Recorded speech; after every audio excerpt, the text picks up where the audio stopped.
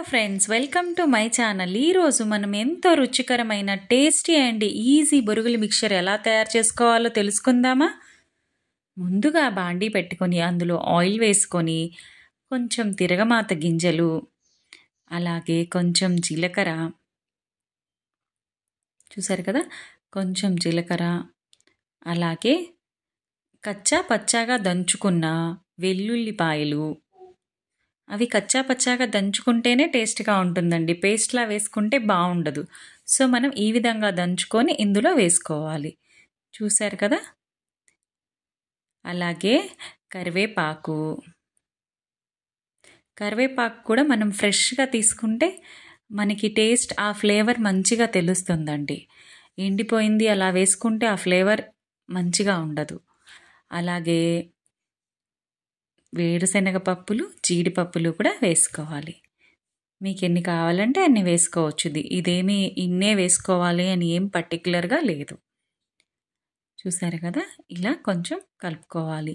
ఇది చేసినంతసేపు మనం లో ఫ్లేమ్లోనే చేయాలండి, లేదా మాడిపోయే అవకాశం చాలా ఎక్కువగా ఉంటుంది. ఇప్పుడు మనం కొంచెం పసుపు కూడా వేద్దాం. చూసారు కదా, లైట్గా వేసుకోవాలండి. ఎక్కువ పసుపు వేసుకుంటే మళ్ళీ అది పసుపు వాసనలాగా మీకు అనిపిస్తుంది. అలాగే కొంచెం కారం కూడా వేసుకోవాలి. సరే, కొంచెం కారం, కొంచెం సాల్ట్, ఇవన్నీ వేసుకున్న తర్వాత మనం చక్కగా కలుపుకోవాలి.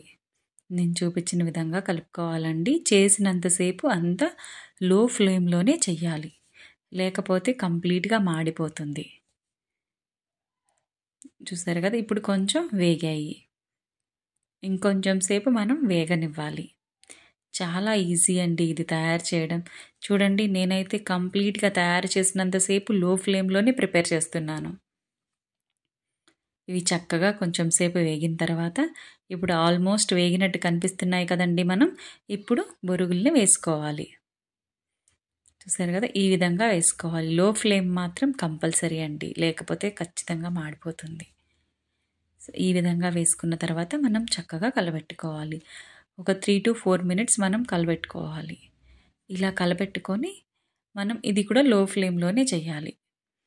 ఈ విధంగా కలబెట్టుకోవాలండి. అంతే, మన టేస్టీ రుచికరమైన బొరుగుల మిక్చర్ రెడీ అండి. చాలా టేస్టీగా ఉంటుంది.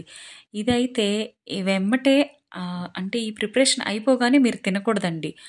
ఒక 2-3 minutes కొంచెం చల్లారనివ్వాలి. అప్పుడు మీకు ఆ బొరుగులు క్రిస్పీనెస్ తెలుస్తుంది. ఈ బొరుగుల మిక్చర్ టేస్ట్ కూడా అర్థమవుతుంది.